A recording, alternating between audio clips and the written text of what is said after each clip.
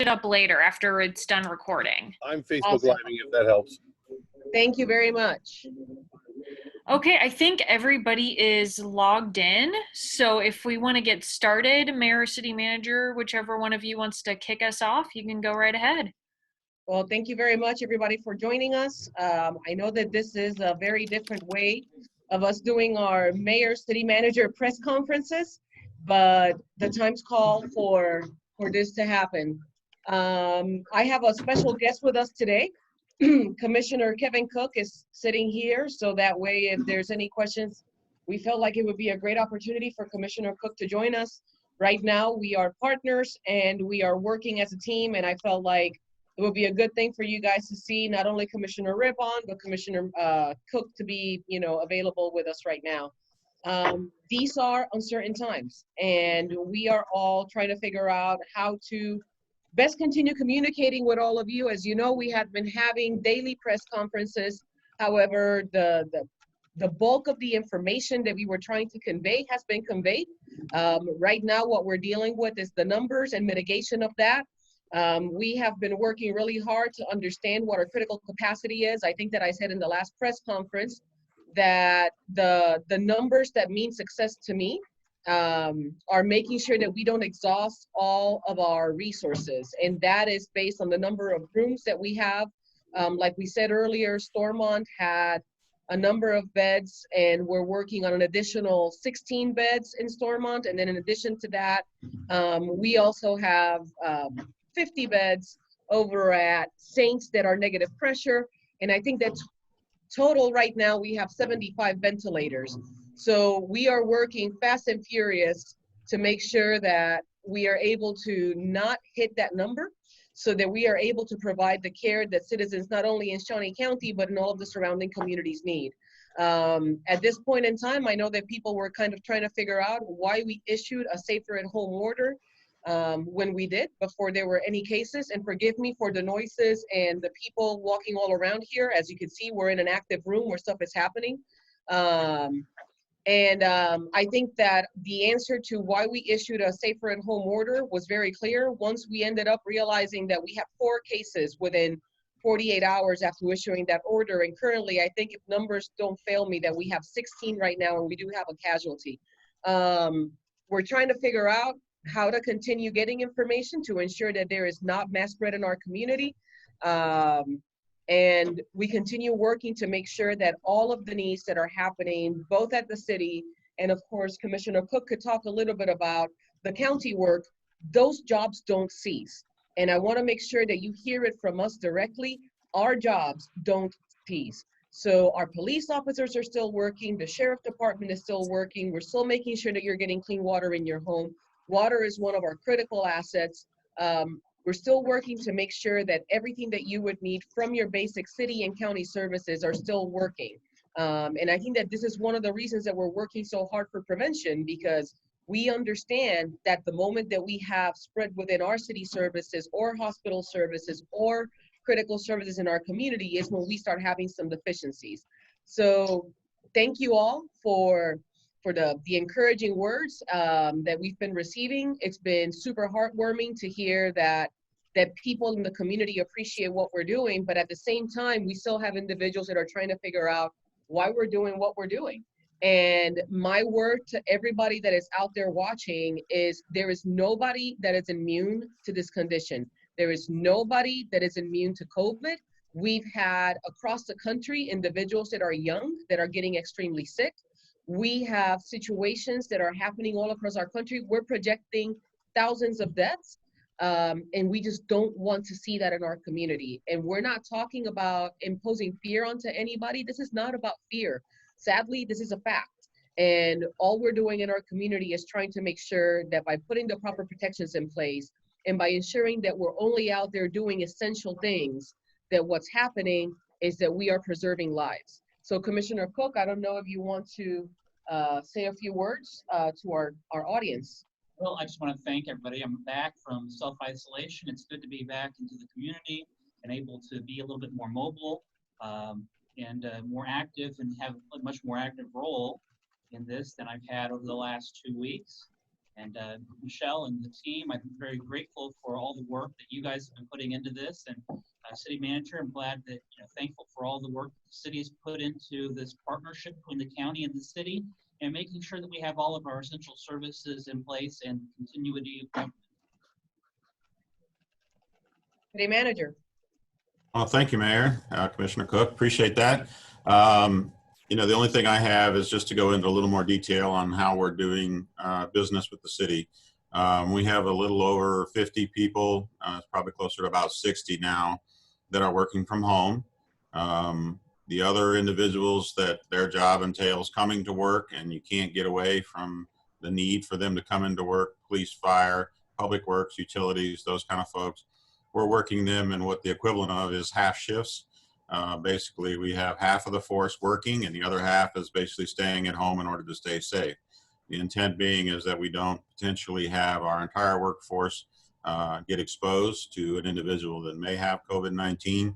And so that way we are able to each shift, and different departments are working in different ways. Some are working every other day. Some are working half the week and then they stay home the other half of the week. Some are working for a week straight and then a new group comes in the next week. And so depending on the department, we've been able to make that work, and we're entering our second week of working under that set of conditions. It's working well. Our numbers are looking good as far as those that are experiencing symptoms, those that we have in quarantine. We have continued to follow the guidelines ourselves. And, we're less than 1% of around 1% of our staff is even in quarantine of any kind. And so we're in pretty good shape right now, and we're continuing to track it, working with Shawnee County Emergency Management, tracking our critical infrastructure, both in equipment and in personnel. And right now, we feel like we're in a good spot and we continue to monitor it very closely. The one thing that I would say we continue to monitor is the issue of things that are not toilet paper getting in our sewer systems. And it continues to be something that we see from time to time. But it is improved in the last week as supplies seem to be getting better for people to continue. We continue to work those that are here. We continue to follow social distancing. It helps that we have a number of individuals that they work from individual offices or cubicles, and so we're able to keep our staff separated, those that are working. I think that's important that we continue to do that. From the standpoint for us, we have meetings and different things that we conduct, and we just don't know for sure who might be ill, but we really have some pretty good regimens in place in order to establish where individuals that if they have symptoms, they're staying home, and we're covering that through our emergency leave policies in order to make sure that we keep only those that are healthy and here. So that's, I guess, all I have for prepared marks, so we can answer questions.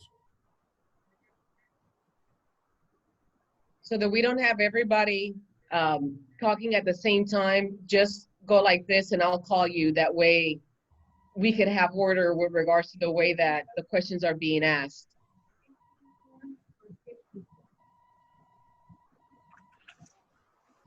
Tim? How many people does the city employ, and do any of those employees have COVID-19? Right now, we have about 1,150 active employees. We have, there's almost 1,200 positions, but about 1,140, 50 are currently filled. Right now, we have no positive tests of any city employees. And as I said, I have 14 that are currently on quarantine because of the guidelines that are established related to requirements for travel or for symptoms or contact that they had with an individual that had symptoms. Sean, did you have a question? Well, at the moment, how many currently, and City Manager, I apologize, I've got some stuff in my background. How many people are currently working for the city, and how many have been furloughed, or is everybody still working? Right now, they're all still employed. We have not furloughed anyone. With the needs that we have, we want to make sure that we keep our full force. Even though we only have half of our workforce working on any given day, we know we're in storm season, and so we may need to call everyone in at some point, depending on what were to happen based on a natural type disaster that might occur. For initially in the beginning of this, we were concerned about snow. I think we're past that now, but you never know with a severe windstorm through a thunderstorm, we might need to bring our whole crew in for a short period of time. The positions that we have, we feel are needed positions. And, you know, right now we're not doing anything when it comes to employees. They're all still employed. They're just not working physically present every day. Tim? Mayor, you suggested at Friday's news conference that a lot of people in this community still need to take this more seriously than they are. Do you think there's been any improvement since then? Honestly, no. I think that one of the issues that we're having in our community is that very much like in the economy, everything typically starts in the coast and starts rippling into the Midwest. And what we're finding is that since we only have 14 or 16 cases compared to the rest of the country, I think that there is the false expectation that we're okay, that you know, we're going to be spared of this pandemic, and that maybe some people are overreacting. I will tell you, Tim, that for me, it has been extremely heartbreaking to see how this pandemic is being politicized, how people are taking one side or another. This is not a time for us to talk about politicking. This is not a time for us to think that the virus is not real. This is not a time for people to start saying, I don't think what the big deal is. What we need to understand is that the death rate of this virus is 10 times more than the influenza. And right now, this virus is global. And it is coming into our communities. We already have 16 cases, and that was yesterday.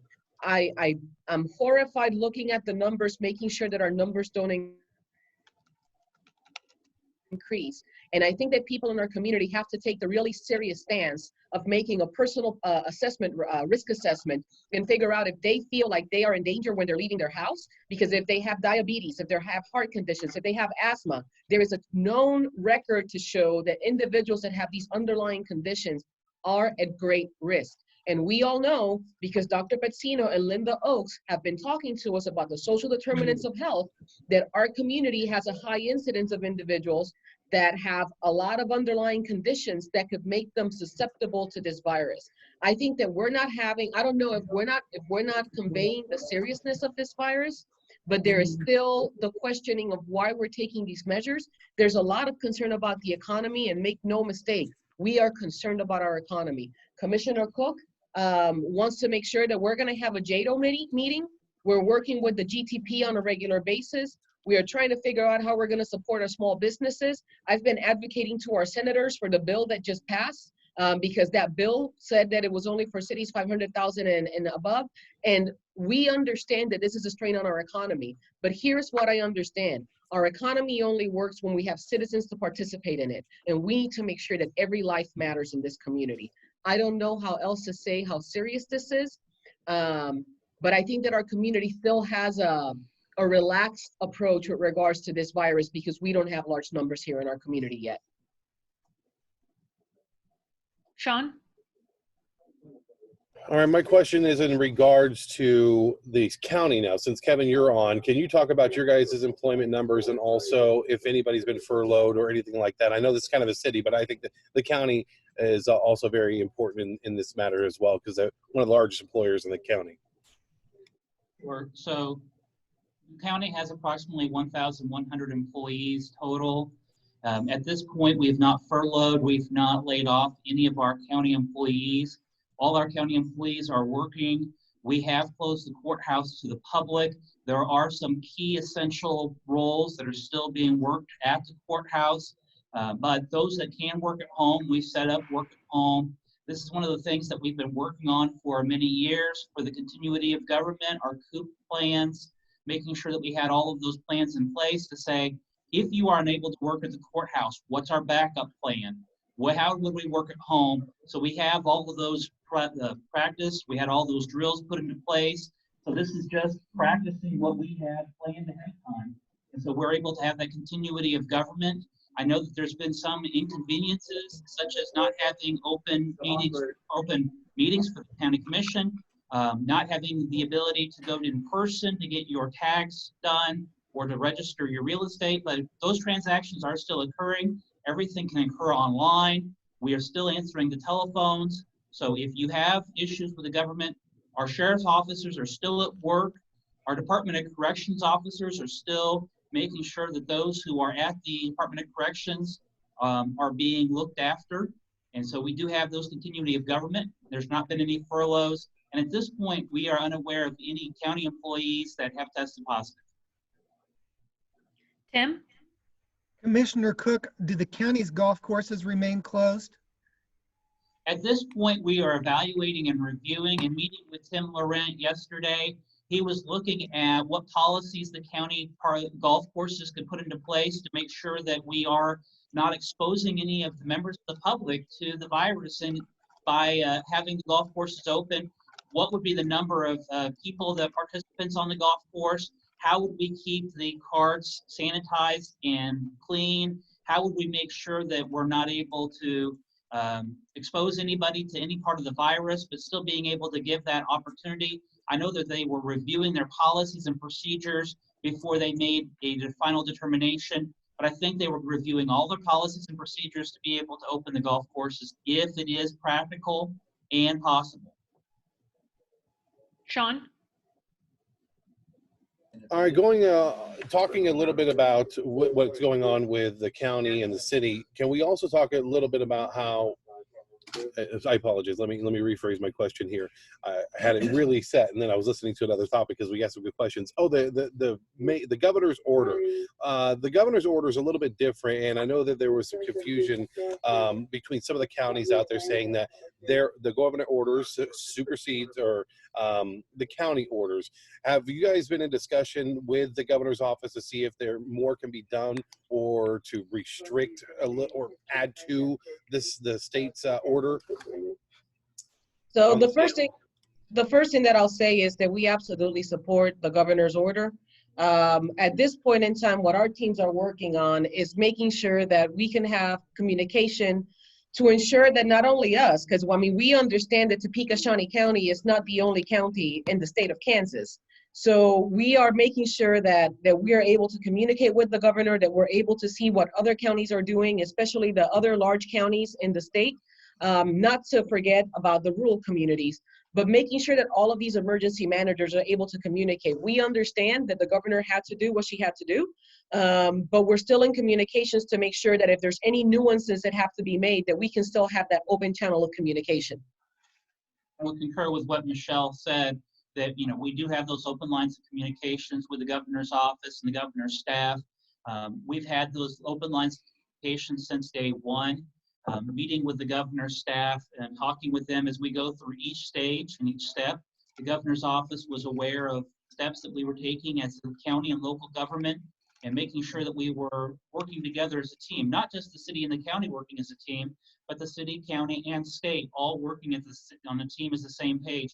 And so the word confusion over the orders, I don't know that there was confusion as much as the governor's order does trump the order that we had in place, and that they have placed their restrictions. We cannot make restrictions that are different than the governor's office, but we are in open communication with the governor's office regarding concerns that we may have or adding input as to local issues and how it may affect localities on a case-by-case basis.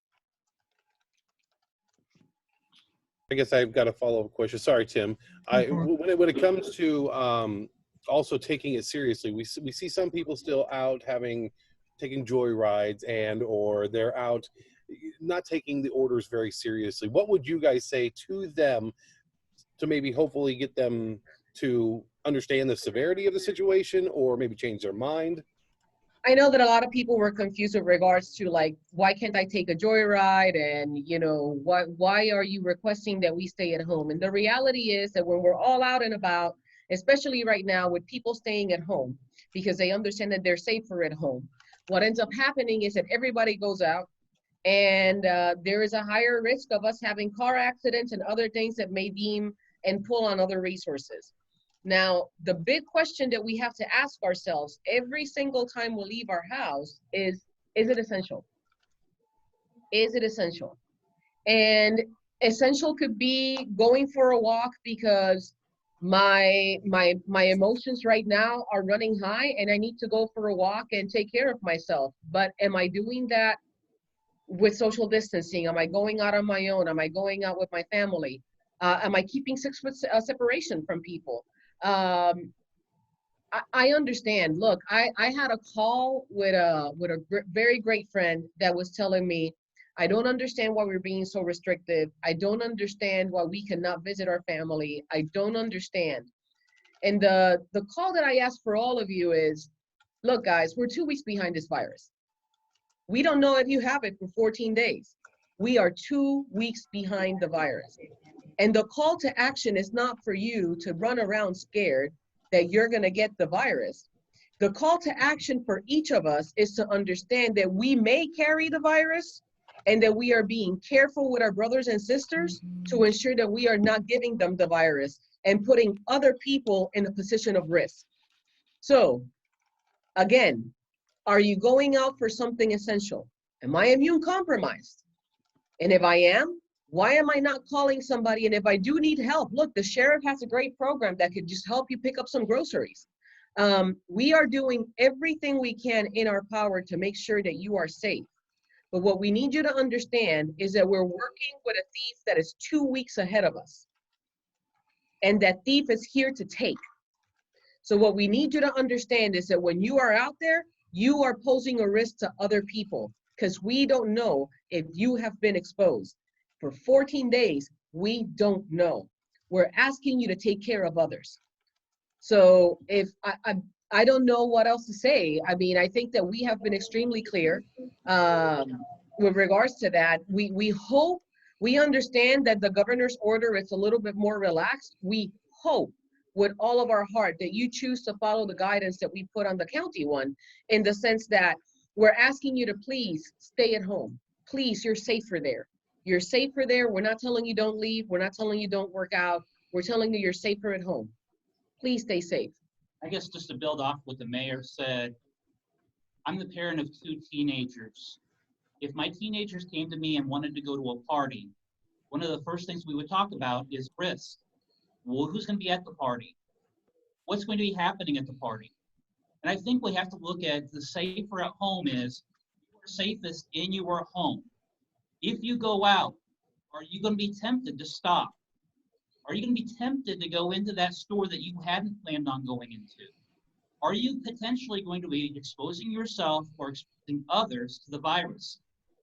If you're out, do you need to get the gas now because you use the gas to drive?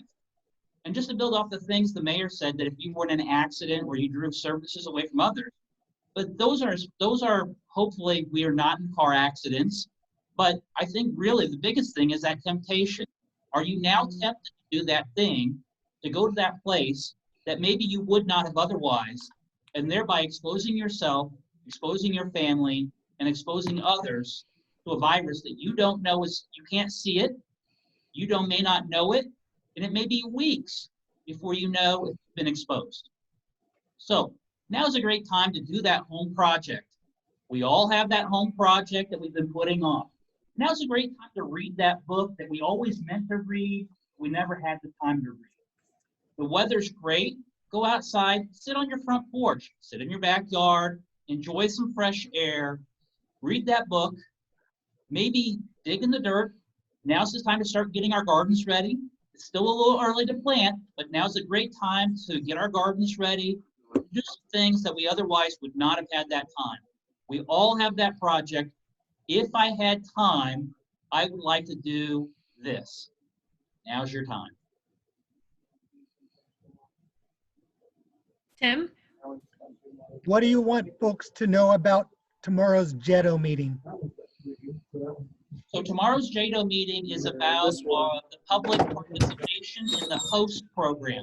The HOST program was initiated through the Greater Topeka Partnership, through private donations, and to help small businesses here locally in Shawnee County and the city of Topeka And so what we're looking at is having a public match of up to $1 million from the private dollars. So if the private dollars are able to raise up to $1 million, we would identify public dollars through the JDO. These are not tax dollars that are coming from the city and the county, but these are sales tax dollars we have in place. Looking at primarily our small business fund, identifying maybe carryover funds, those funds that we have looked at to match the private dollars that are out there, looking at having that public and the private partnership. Our small businesses need our help both at the beginning of this as well as at the end for recovery. This is where we would be able to use our public dollars for recovery.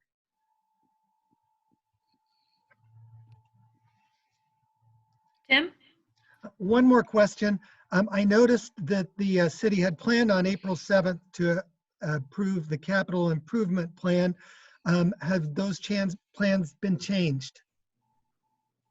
Well, the ultimate goal is not changed as far as getting approval. We've moved the date that we'll actually gain that approval.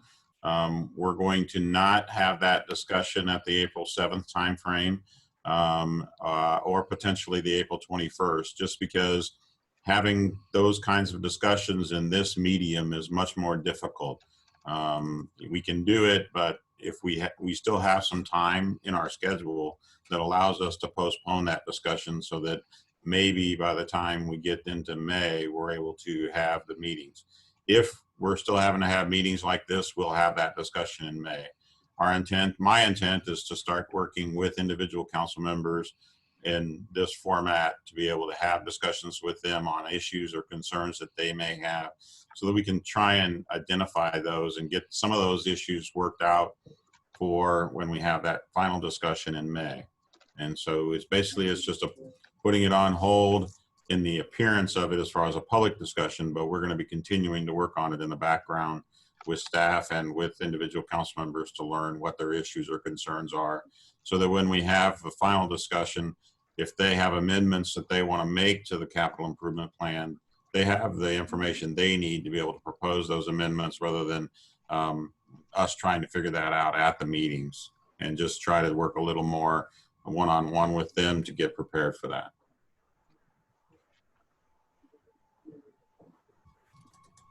Are there any other questions from anyone?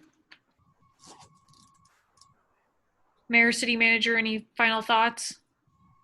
Thank you all for your continued support. I want to make sure that I remind people of two things. Your emergency management team is working hard, not only to do the recovery plan for us right now, but it includes the GTP on our economic development. I want to say thank you to all the volunteers that are helping us and helping the media, the local media, with the rumor control. Remember that if you have any questions whatsoever, call 785-251-4848. And we will be more than happy to help you. And if you have any questions with regards to the virus, make sure that you go to covid19info@snco.us for additional information.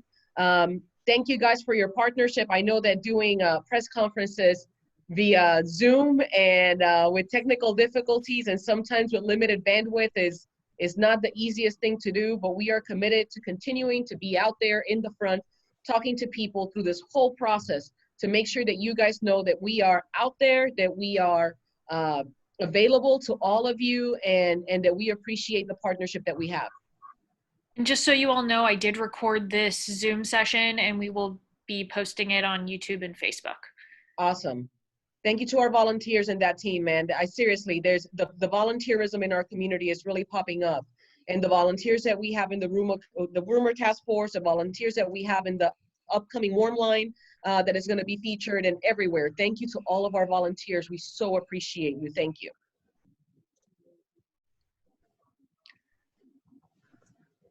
All right. Thank you, everyone. Bye.